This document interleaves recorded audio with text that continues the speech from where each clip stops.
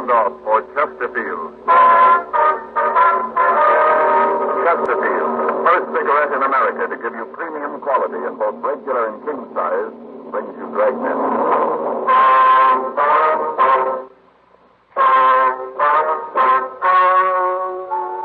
Ladies and gentlemen, the story you are about to hear is true. The names have been changed to protect the innocent.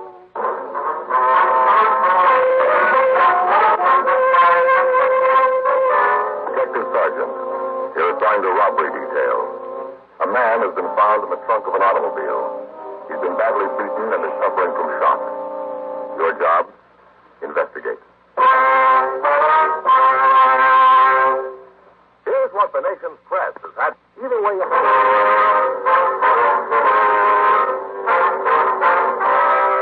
Dragnet, the documented drama of an actual crime. For the next 30 minutes, in cooperation with the Los Angeles Police Department, you will travel step by step on the side of the law through an actual case transcribed from official police files.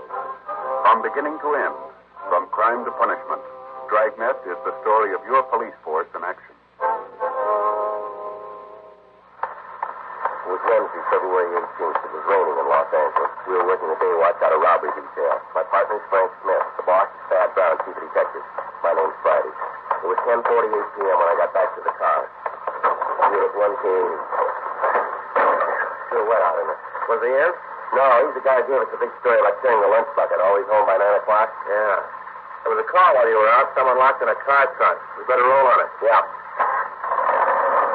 What do you figure about your informant? I don't know. This rain pulled up someplace. He's not on the street. He's your boy, Joe. You ever come up with anything worthwhile? Well, he used to.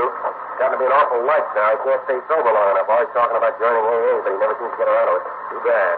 Doing good if you give him a chance. If you want to be helped, they're the ones who can do it. Well, I'll try to catch him in the morning, huh? It's getting late. I'm tired. Yeah, I could use some sleep. Hey, when we see this guy, you think he'll be able to give us anything? I don't know. Fancy might. He might be able to come up with something. Doesn't figure, Joe. Nice job they've pulled. There's not a rumble in town on him. Not even a close identification. Well, we don't turn him soon. It's going to be out of our hands. Be something for homicide to work on. You think this trunk deal might be the same one? Well, if it's them, this makes number 10 for him. The old man will clean his head off in the morning. Sure won't help his ulcer. He'll be sipping milk all day. He just graduated with soft-boiled eggs. This thing will put him right back on the sippy diet. Poor old idiot. Thieves and ulcers. He just can't win. Now, that must be it up there, Frank. Guy waving the radio car. Oh, yeah. There's 1A4 just coming in, too. Yeah. Let's sit here. You want to get out my side? Yeah. Go ahead. Right around the corner, officer. I know what it's called. It didn't take you long to get here. I'll show you. Right around here? Yes. All right, Joe, Frank. You police officers, too? Yes, sir. My name's Friday. This is my partner, Frank Smith. How do? I'm Carl Miller. I own the drugstore on the corner. I'm the one who found the car, you know. Yes, sir. If you'd show us the car. Yeah, sure thing. Around this way. I'm going way back from Miss Dalton. Ordered some college bills for babies. Perhaps this car sort of hurt something. Yes, sir. I walked by, then I got to thinking that maybe something might be wrong. So I went back. I looked in the car, but I couldn't see anything. Yeah? Well, I figured that maybe it might be my imagination. You know, maybe something else. And I heard this voice. Sounded like it was coming from the trunk. Tried to get it open, but it was locked. That's when I called you. Is this? Yes, sir. Put your ear against the trunk. You can probably hear him. Yeah, let me see. There's somebody in there. Let's see if we can get this thing open, huh? Well, there ain't something to pry it open. Got anything in the car, Al? Oh, wait a minute. Maybe there's something in here. I'll look. No, sir. Please don't touch the car. What? Don't touch the car, sir. Oh, sure. You want to look for fingerprints? Should have thought of it myself. I'll check my sure door. Should have something in there. All right, fine. Al? Yeah. You want to see if you got anything in your trunk? Yeah, I'll check it. Fine. All right, sir. We're police officers. We'll get you out. Same one, huh, Joe? Yeah, looks like him. Same MO. Lousy thing. Locking up guy in the Joe? Yeah. There's this boy in the trunk. You want to try it? Yeah, fine. Here. Yeah. Let me help you. Come on, try it. Yeah, all right. Here. I think I got it. Yeah. Here. That's good. Here. Oh, let's get it open. Give me a hand. Yeah, I'll help you around him. It's all right, sir. Get me out of there. I'll get the tape on. Couldn't think anybody's fun. Thought close the garment. That's okay now. You want to tell us what happened, sir? Sure. I got him, Frank. Yeah. Better get an ambulance, Al. Right. Hey, let's get him under that awning over there out of the rain. Right. Easy now. What do you figure? I don't know. Lay him down. Here. Take my coat. Cover him up. Yes, look at it, officer. It's all like this. Oh. You already got it open? Yes, sir, we did. A little bitty screwdriver probably wouldn't have worked anyway. Oh, thank you anyway, sir. Sure thing. Anything else I can do for you? No, sir, it's all right. Nothing you need? Nothing at all? Well, not much. You got a good remedy for ulcers. 11:01 p.m. The ambulance arrived and took the victim to Georgia Street Receiving Hospital. Frank and I followed in our car. This was the 10th in a series of kidnappings in which the suspects obtained cars to use in armed robberies. After beating the victims, they'd lock them in the trunk of the car, and after completion of the robberies, they'd abandon the automobile with the victims tied and gagged in the trunk. Although to date none of the victims had been killed, we knew it was only a matter of time until the suspects kidnapped somebody who would be incapable of standing the treatment, and we'd not only have a robbery but a murder to deal with. The holdups had been going on for a period of 6 weeks. Frank and I followed up what leads we could, but they brought us nothing. None of the victims could describe the suspects other than to tell us they were male, white Americans, and that one of them spoke with a southern drawl. 11:17 p.m. We arrived at the hospital. The victim had been placed in treatment room number 3. Dr. George Hall was treating him. Frank and I went into the room to talk to the doctor. Hi, Joe. Frank. Hi, Danny. How is he? Oh, he's all right. Suffering from shock. Got a nasty abrasion on his right cheek. I gave him a sedative to quiet him down. He'll be okay in a few minutes. Mm-hmm. What happened to him? A trunk bandage again. Vicious bunch. You going to release him, Doc? Yeah, I'll be all right in 15 or 20 minutes. You know his name? I want to make out his treatment card. No, he passed out on us before we could get it. He's coming around now. Oh, you're all right now, fella. Just relax. Take it easy. Here. See if you can sit up here on the edge of the table. Joe? Yeah, Doc. You want to pour a glass of water? Cups over there on the wall. Yes, sir. I'll get you some water, sir. That's it. Now, just sit quiet. Easy. There you are, sir. Oh, thank you. Thirsty. Right, if we talk to him now? Sure, go ahead. Will you tell us what happened, sir? Yeah. About 7:45. Maid, that's my wife, said we were out of coffee. We were having late dinner, so while she finished fixing it, I went out to get some. Yes. I got down to Pico and Union. Signal was working. Stop. I pulled up. There were 2 guys standing on the safety zone. You know, like they were waiting for a streetcar. Mm-hmm. I thought the time was a lousy thing having to stand out in the rain waiting for a streetcar. Yes, go ahead. Well, the next thing I knew, one of them opened the door up in front. When he opened the door, I figured that maybe it was somebody that knew me. It was dark, you know. Couldn't see too well. The other one opened the back door and got right in the car. I knew darn soon I didn't know these guys. Sir? Well, the fellow in front had a gun, pointed right at me. Looked like a cannon, biggest gun I ever saw. Tell you I was scared. Yes. Told me to pull up the curb. I did. What happened then? Told me to get in the back seat. I told them they could take my money, car, whatever they wanted. Just let me go. And the guy in the back told me to shut up and get back there with him. I asked him again to let go. Told him I wouldn't say anything. Said if they'd just let me go, I wouldn't tell anyone. I was scared, you know. Yes, sir, we understand. The guy in the front got a real wild look in his eye. Looked like he was crazy. I tried to get out of the car and he hit me. Side of the head with that gun. Then they grabbed me, threw me in the back seat, hauled me right over the front. Just dumped me on the floor in the back. What'd you do then? Oh, nothing. I just laid there. Figured that maybe they'd think I was out cold and leave me alone. Then what happened? Well, the guy in the back took a roll of adhesive tape out of his pocket, wrapped around my wrists and ankles. Well, what'd they do then, sir? Well, they still thought I was knocked out. The guy in the front said, get me out of the car. Big fellow opened the door, lifted me out, picked me up like a sack of potatoes. The guy with a gun ran around, opened the trunk, and they threw me in. One of my legs was over the bumper, and the big guy grabbed it and twisted it so it had fit in the trunk. Almost died, but I didn't dare let him know it wasn't out. Mm-hmm. And after that? He locked the car and drove away.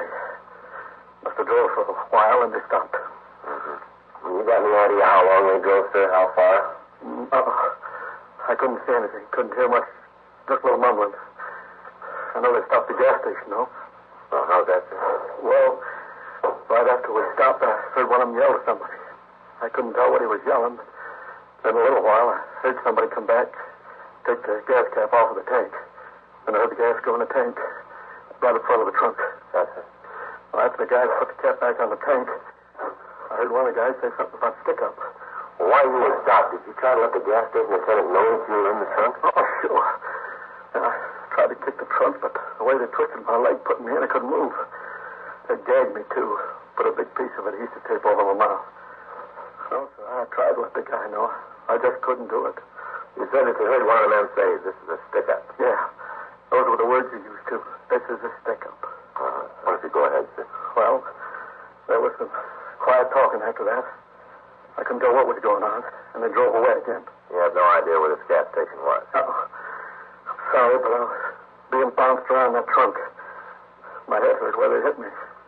I know they turned some corners, but I couldn't even guess where the station might be. All right, sir. What happened then? Same thing. They'd drive for a while and they'd stop. They'd get out of the car, then come back. We'd start to drive again. So finally they parked. I waited for them to come back. They didn't. I tried to get the gag off my mouth so I could yell for help. Rubbed my face against the spare tire and got loose. Then I yelled, kicked my feet against the trunk. I just about given up when you found me. Not sure I was through. It was getting hard to breathe in there. Mm-hmm. I can imagine. No, you can't. Until you've been locked in the trunk. Nobody can imagine that. Terrible. Just terrible. Say, have you called me? That's my wife. Have you called her? No, sir, we haven't. Oh, she'll be hopping mad. What time is it? It's 11:45, sir. Almost 4 hours to get a pound of coffee. She'll be raising the roof. Would you call her? Tell her where I am? Yes, sir, I'll call her. Want to give me the number? Madison 34656. Uh-huh. Tell her you're calling for Henry. Explain what happened. All right, sir, right away. Officer. Yeah? Be sure to tell her you're a policeman. She'll believe you. Yes, sir. I have a couple of questions, sir. I have to fill out this card. Sure. I hate to ask. Could I have another cup of water? I'll get it down. What do you want to know? Your full name. Henry J. Hilldale. Hildale? Uh-huh, I have that. All right, sir, here's your water. Thank you. I don't know why I'm so thirsty. Dust in the trunk, I guess. Got in my throat. Yes. Now, what's your address, Mr. Hildale? 920 North Lebanon Avenue. Phone number is Madison 34656. 4656. How old? 48. Be 49 this October. All right, Mr. Hildale. You have a way to get home. We'll run him home, Doc. Well, what about my car? Can't I take it? Well, we're going to have to process it for fingerprints, sir. We can release it to you in the morning. You called me? Yes, sir. I just talked to her. Was she sore? Well, she was a little upset, worried about you. But you told her about what happened. Yes, sir. Everything's all right now. That's good. Mr. Hildale. Yes, Doctor. You can leave now. I suggest you see your own doctor in the morning just to check up. Oh, all right. Well, thanks a lot for your trouble. Sure appreciate it. That's okay. No, it's just this way. The elevator's down here. Oh, yeah. I'll get the button. Same story, huh, Joe? Yeah. One big trouble. What's that? We're hearing it too often. 12:18 p.m. We left Georgia Street Receiving Hospital and drove Mr. Hildale back to his home. On the way, we asked him for a description, but he was only able to give us a very meager one. We did get enough information from him for our crime report. He told us he'd come in the next day to look through the mug books. We checked into the city hall, got a DI number, and filled out the crime report. We booked the adhesive tape as evidence. The information on the robberies the suspect had pulled that night had come into the office. There had been 3 of them, and among them was a service station Mr. Hildale had told us about. At 1:46 a.m., Frank and I signed out of the office and went home to get some sleep. 7:58 a.m. We talked with Captain Didion. Here's the description we got from the service station attendant. Want to look at it? Yes, thanks. Same guy. Frank? Yes, Skipper. Want to hand me that milk? Yeah. Here you are. Stomach straight and king.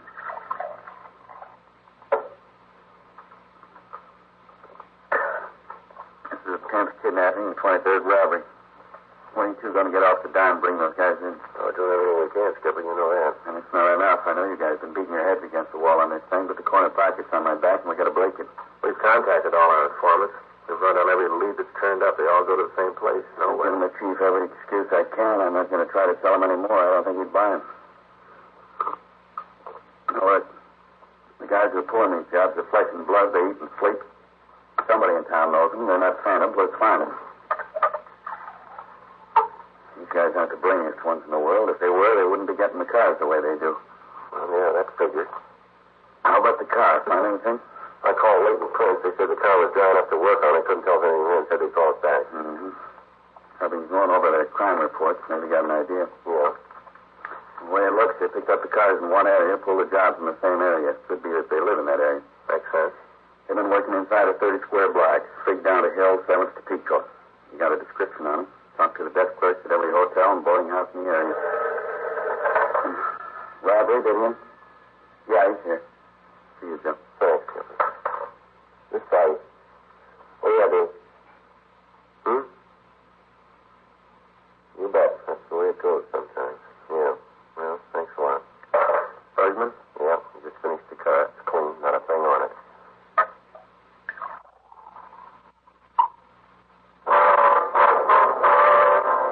9:30 a.m. Mr. Hildale got to the city hall, and I took him into the mug room to look at the books. Frank got in touch with Schultz from the police printing lab. We gave him the description of the suspects and their M.O., and the fact that one of them spoke with a southern accent. We asked him to run off 500 flyers for distribution in the area that we were going to canvass. 12:15 p.m. Sorry, Sergeant. Didn't recognize any of them. Well, that's all right, sir. I understand. Don't think his picture was there. I'd feel awful if I saw it and didn't recognize it, but I'm pretty sure you just don't have a picture of the man. Yes, sir. Well, maybe you'd like to rest a little bit before you look at any more. Yeah, if I can. Get a little confused looking at so many. After a while, they all begin to look alike. Yes, sir. Joe? Yeah. See you later? Sure thing. Excuse me, Mr. Hildale. Of course. Yeah. Just got a call from Charlie Sutton. San Francisco? Yeah. Thinks they got our boy.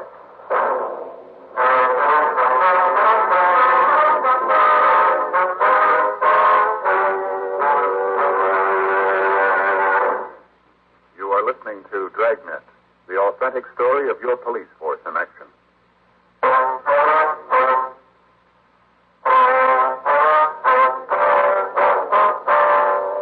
Frank went on to tell me that in talking to Inspector Sutton of the San Francisco Police Department, he found out that they thought they had one of the suspects. Sutton said he was apprehended after he kidnapped a man who stopped for a boulevard stop. The suspect had taped the man up and thrown him into the trunk of the automobile. Sutton went on to say that a witness on the street had called the police and furnished them a description of the car and the license number. The kidnapper was apprehended immediately. He refused to talk, and further investigation disclosed that the suspect was a PZ from Los Angeles. Inspector Sutton told us that he'd send us stand-up mugs of the suspect by airmail special delivery. The following morning, when we received the mugs, we showed them to the victims of the robberies in the Los Angeles area. Several of them positively identified the man. Others stated that he resembled the suspect, and some of the victims were unable to give any identification of the suspect at all.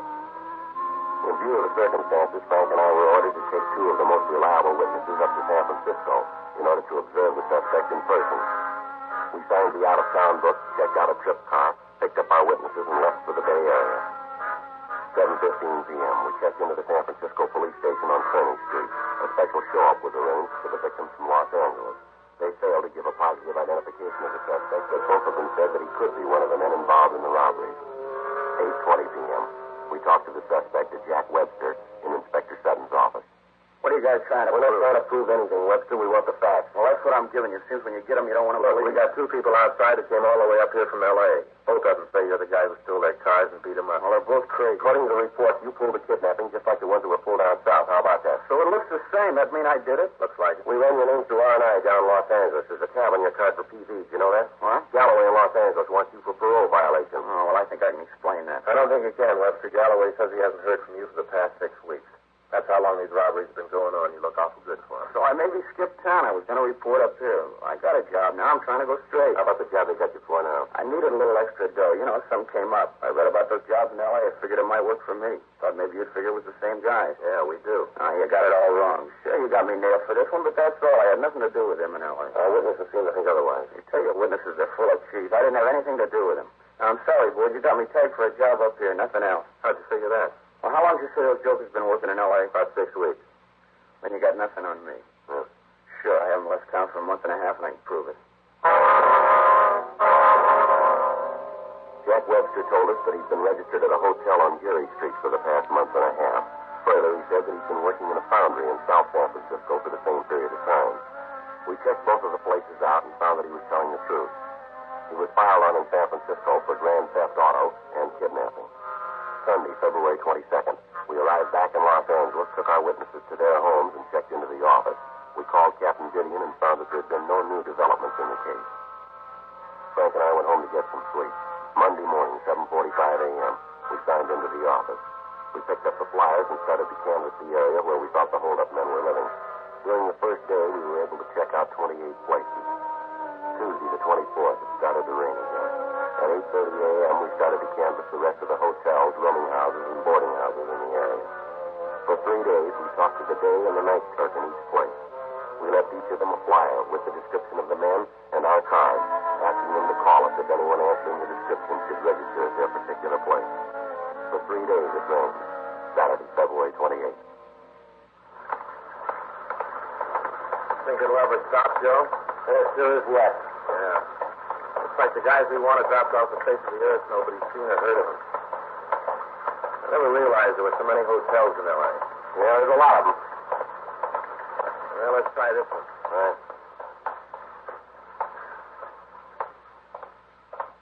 Yeah, something you want? We're police officers, sir. Here's our ID. What's that? Police officers. Oh, police.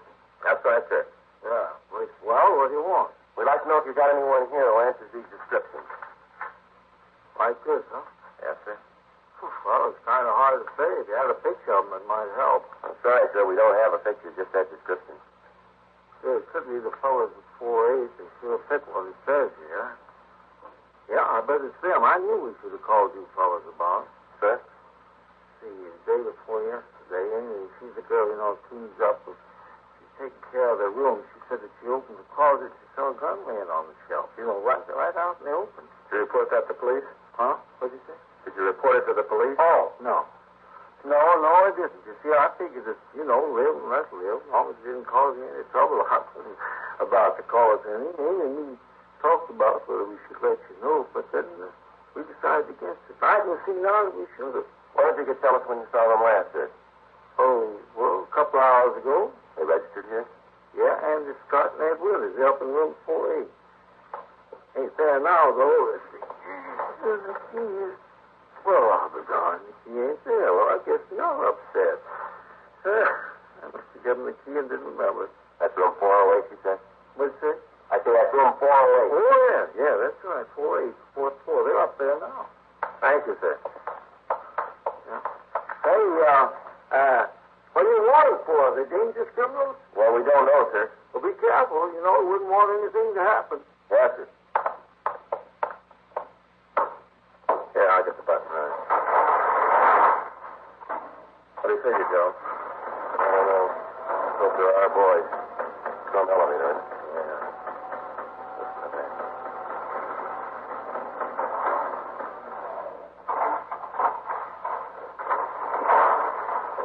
Down this way. 402. 404. 406. Here it is. Want to cover me? Yeah. How is it? Room clerk. What do you want? I'd like to talk to you. Just a minute. Hey, you ain't the room. What's that?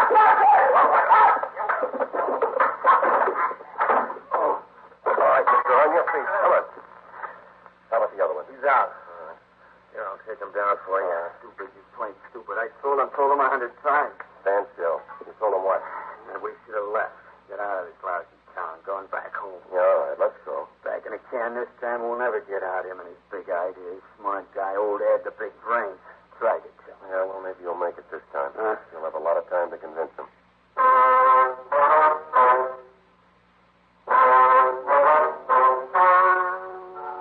The story you have just heard was true. The names were changed to protect the innocent. On 17th, trial was held in Superior Court, Department 87, City and County of Los Angeles, State of California. In a moment, the results of that trial.